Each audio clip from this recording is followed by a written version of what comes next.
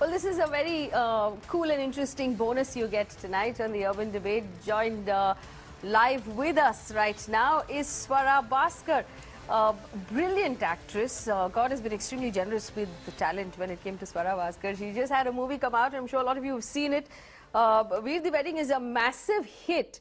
And I read somewhere that you didn't expect it to be such a massive hit. You knew it was going to be bold, but you didn't think it would do so well. Didn't the script suggest to you that this was going to be, you know, sort of a box office breaker? Well, I was surprised by the success of the film, but when I said surprised, I meant that we all thought that the film would do well. But I think that before every Friday you feel nervous and then you feel doubtful because, like, you don't know, and then there are all these tracking agencies which are giving their own numbers. So I was under the impression, and I even had a bet with Kareena, that it would be about 6 crores is what we would open at. I did not expect that this would be the first, I think it's the first Hindi mainstream commercial film led by 4 women, no male star, to make double-digit crores at the box office on the first day. I did not expect that at all. And it's so amazing to be part of that film. Well, Swara, obviously, you know I'm going to ask you about the other stuff that happened as well. There was an interesting tweet about grandmothers, and grandmothers suddenly became like the hot favorites to watch this film. And somebody put out saying, oh, you know what? I watched this film with my grandmother. My grandmother was very uncomfortable. You know, with the scene of the masturbation that happened in this film, and so my grandmother said, I'm Indian, and this has embarrassed me. The interesting part about this tweet was it was tweeted verbatim by a bunch of people. They all spelt the word masturbation wrong, and it just seemed like it had been planned out by someone. It was hilarious, actually, because I think that the tweet unto itself, of course, was trying to do a lot of things. It was simultaneously trying to slut-shame me, simultaneously trying to allude to the placard campaign that I had participated in, which was in reference to the Kathua the incident, because the tweet was worded kind of like what was written on the placards that we were holding. And but I think the only thing that these creative people forgot to do, apart from a spell check, was that they forgot to kind of rearrange the sentences a little bit when they were copy-pasting, and a lot of the good people on Twitter sort of recognized that. And the really nice thing about this whole thing is that it became like a standing joke, because a couple of people tweeted about it, then some comedians came in and started making all these satirical comments. So I think that a lot of humor was generated from it, which is great. Like, the grandmother was trending for some hours that day on Twitter. So yes, it was. But while I'm glad, I'm glad all good as long as we can have a laugh. Yes, I'm glad you can have a laugh, and I'm extremely proud of you, for being able to laugh about this. But the truth is, and Twitter is a public platform, we can all read what goes on there. Some of it was very, very unpleasant. It was ghastly, and I admire the fact that you managed to sort of keep a certain sense of calm through all of it. But how did you deal with it? And this has become this started since the placard campaign. You had a problem with people tweeting about your Amazon campaign, and now this happened, and it's a lot of ugliness. How do you deal with it? How do you manage to get through? I mean, I think that the first thing to do to deal with this kind of thing is to turn off your notifications, so that you are not notified every single time a new person has decided to kind of take off on you or abuse you or slander you or say whatever the hell they want to about you. But I think that in the larger scheme of things, I've always tried to remember that I'm not the only one going through this. I think that this happens to a lot of women. I'm sure you've had your share of it because you're pretty vocal on social media as well. I think that a lot of women and men also, I think that anyone who kind of puts out an opinion out there, I think that the social media space has become just a kind of like a free-for-all for all our for all our basest kind of instincts, really. It's almost like the anonymity of that Twitter handle or that Twitter egg is like helping people rediscover how low they can be. And it's really a form of cowardice. So I think that I just keep trying to remind myself that this is what all this ultimately is.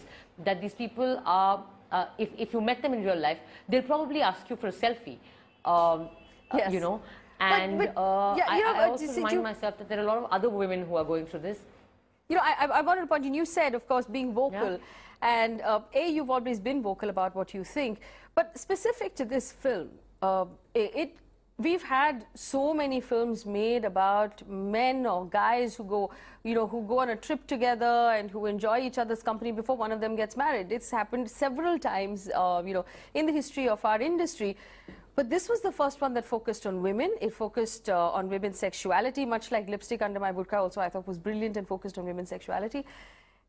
Is that what scares people? Opinionated women, women who acknowledge the fact that they have sexual needs, women who acknowledge the fact that, hey, you know what, we're here, we enjoy sex, this is what we need. People just don't want to hear it. Yeah, I think so. I think that, you know, in India, and not just in India, I think in South Asia, largely, we come from a culture of silence around the issues of female desire, female sexuality, and in general, women's experiences and emotions. There is a lot of silence around it. We're almost trained from the values that we get when we're little girls. A lot of it is about being nice, being a good girl, helping other people, doing your duty by the family. And we somehow forget to tell ourselves that you also learn to live for yourself. So I think that in that sense, Veere the Wedding is special because, see, when a lot of people have been like, oh, so what's so empowering about masturbation? No, you know, what is, oh, just because you're masturbating is empowering. It's not about the act of masturbating. It's about when you show that in a commercial mainstream Bollywood film, somewhere you are in a roundabout sort or not so roundabout way, kind of making it acceptable for women to take ownership of their body, of their needs, of their sexuality, and be unashamed about it, you know. And I think that that is what is empowering. And to be able to recognize and to be able to say, yes, I also have the right of pleasure, and maybe sometimes self-pleasure, or whatever, or however you want to describe that. So I think that's what it really is. And of course, a lot of people will be shocked because, yeah, people don't like to, you know, silence is so much more convenient. It's awkward, right, to break any kind of status quo. Well, you know, Swara, I think that one of the massive problems we have in this country is that we never acknowledge consent of a woman. The fact that a woman needs to consent to have sex, and that consent needs to also go hand in hand with the fact that the woman has to enjoy the sex. And it's never acknowledged anywhere ever that a woman needs to consent and enjoy. And I think that's part of the thing that shocks people, that how can a woman, you know, good girls don't have fun. And I suppose that this was the message that perhaps also came out in this film, that, you know what, we'll have fun. It doesn't matter whether you think we're good or bad. But I want to understand from you, when you read the script, you must have known that it was going to be, you know, let's say bold. It was going to be a bold film. Your character specifically was going to be bold. So how did you have a chat with the director and the producer saying, you know, this is how I want to do it, this is who I wanted to play as a character, this is what I wanted to come across as? Yeah, so I actually asked for this role because Riya had offered me the role of Meera, which Shikha Talsania played. So I asked her to give me Sakshi, because when I heard the narration, I was like, wow, I've never done anything like this in my career. So this is a real challenge. Let's see if I can do it. And I did. I think that the first thing with any such scene is that you have to trust the makers and the writers, the director. And I really did trust the writers, Riya and Shashank Ghosh, our director, with this scene. The only thing I was worried about was that I didn't want the scene to come off as seeming, I didn't want it to gross out people, because I knew it was shocking. It's shocking even whether you are okay with the scene or you're not okay with it.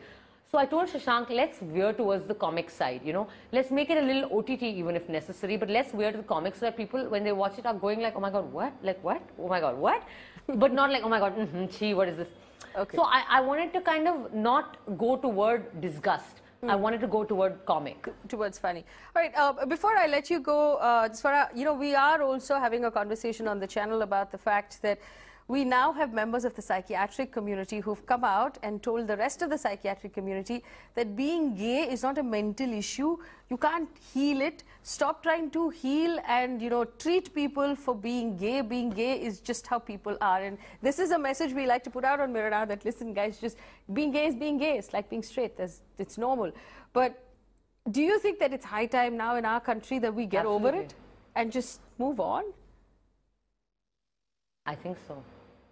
I think so. I think that I think that it, you know, it is really, really sad that Section 377 of the IPC continues to criminalize homosexuality. I think that really there is no place for that kind of an attitude in a modern, progressive and civilized society, which is really what we should aspire to be, and we are in some respects already. So we should really relook at a lot of the more sort of, you know, just, you know, kind of these laws that we have, which are so out of it now. And I completely agree that you know, sexual preference is a choice, and as long as you're, you know, healthy and normal and not normal qualifications and adult about it, I think nobody's business. Absolutely. Swara Bhaskar, congratulations again for the awesome work. You've been doing awesome work in your entire, I think, 8 years of career as an actor so far, and I wish you all the luck, and of course continue to deal with all the madness with the kind of grace that you have done with up until now. Swara Bhaskar there of Veere the Wedding joining us on Mirror now. Thank you so much for joining us.